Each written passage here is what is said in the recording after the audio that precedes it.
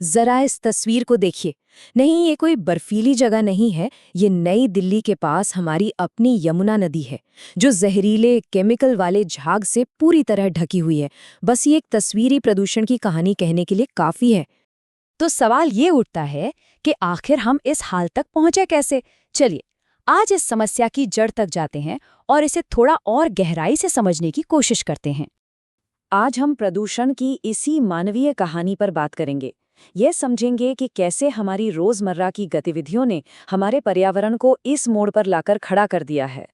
तो सबसे पहले ये समझना जरूरी है कि पर्यावरण प्रदूषण आखिर है क्या। देखिए, बहुत सीधे शब्दों में कहें तो ये हम इंसानों की गतिविधियों से पैदा होने वाले वेस्ट प्रोडक्ट्स का नतीजा है। जब हम पर्यावरण में कोई भी ऐसी चीज छोड़ते हैं जो उसे नुकसान पहुंचाती है, तो बस वही प्रदूषण है। चलिए, सबसे पहले बात करते हैं जल प्रदूषण की, जो आज के समय में हमारी सबसे बड़ी चिंताओं में से एक बन चुकी है। और देखिए, ये सिर्फ नदियों या तालाबों की बात नहीं है। ये उन लाखों लोगों की कहानी है जिनकी जिंदगी रोजाना ऐसे ही प्रदूषित पानी के स्रोतों पर टिकी हुई है।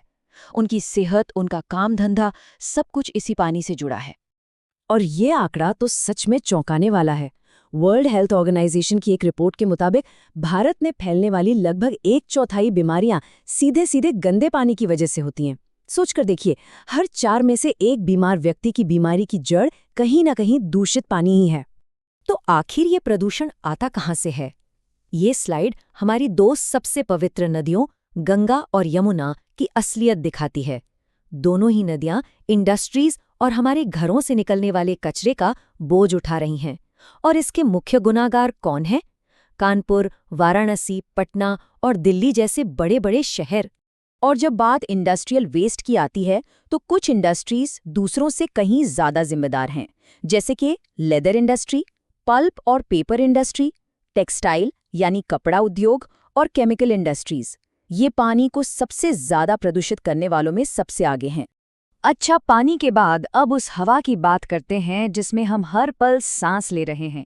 चलिए देखते हैं कि हमारी हवा कितनी साफ है। ये जो धुंधला सा नज़ारा है ना, ये अब भारत के कई बड़े शहरों की पहचान बन चुका है। लेकिन ये सिर्फ धुंध या कोहरा नहीं है, ये हमारी सेहत के लिए एक बहुत बड़ा खतरा है।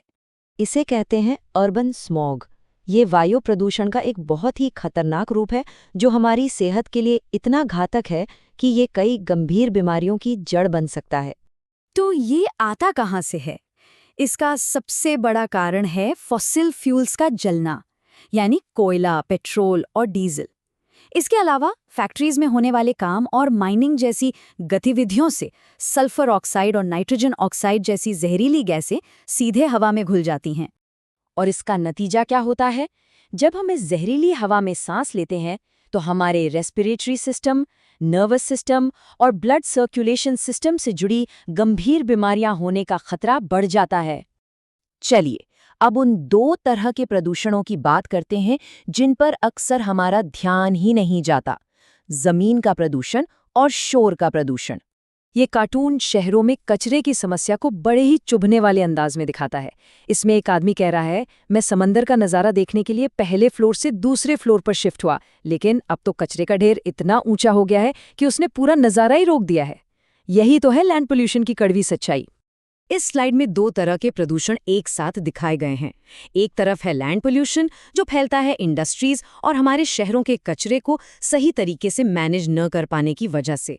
और दूसरी तरफ है नॉइज पोल्यूशन, जो आता है ट्रैफिक, फैक्ट्रीज और कंस्ट्रक्शन के शोर से।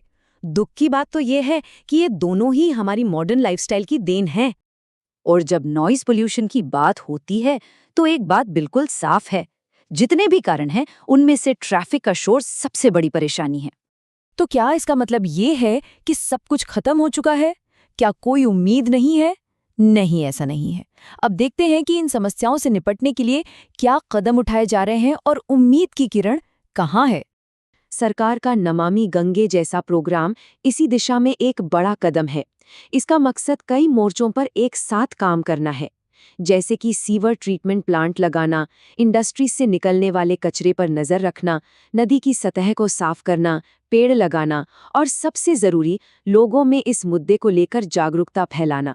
लेकिन बदलाव सिर्फ सरकारी योजनाओं से नहीं आता। मेरठ के पास दौराला गांव इसका एक बेहतरीन उदाहरण है, जहां गांव वालों ने मिलकर अपने पूरे इकोसिस्टम को फिर से जिंदा कर दिया।